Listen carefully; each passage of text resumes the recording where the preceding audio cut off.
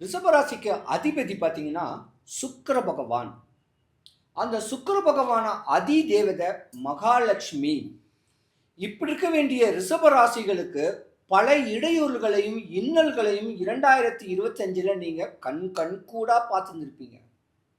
காரிய தடை, சுபகாரியங்கள் தடை, இப்படியாம்பட்ட சூழ்நிலை இருந்தவங்களுக்கு இந்த 2025 குரு பகவான் உங்க ராசியில பலமாவே இருக்கிறாரு.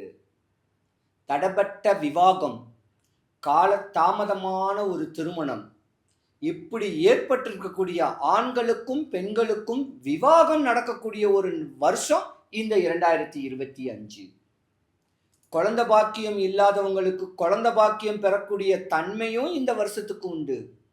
படிப்புல சிறந்து விளங்குவீங்க. நீங்க நல்லா ட்ரெஸ் பண்ணுவீங்க. கலைத்துறையில் பிரகாசிக்கணும்னு ஆசைப்படக்கூடியவங்க நல்லா பெர்ஃப்யூம் அடிப்பீங்க.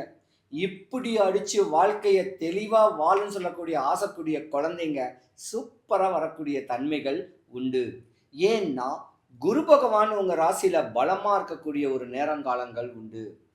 வேலை வாய்ப்புல வெளிநாட்டு தொடர்புடைய, உள்ளூர் இல்லாம வெளியூர்ல பிரவேசம் பண்ணக்கூடிய ஒரு தன்மையுடைய குழந்தைங்களுக்கு நல்ல வேலை கிடைக்கும். படிச்சவனுக்கு உண்டான ஒரு வேலை வாய்ப்பு தரதுக்கான ஒரு அமைப்பு இந்த 2025 தான். பொதுவாகவே 3 ஸ்டார் இந்த வருஷம் பிரதிபலிக்குது ஒரு ராசியிலையும்.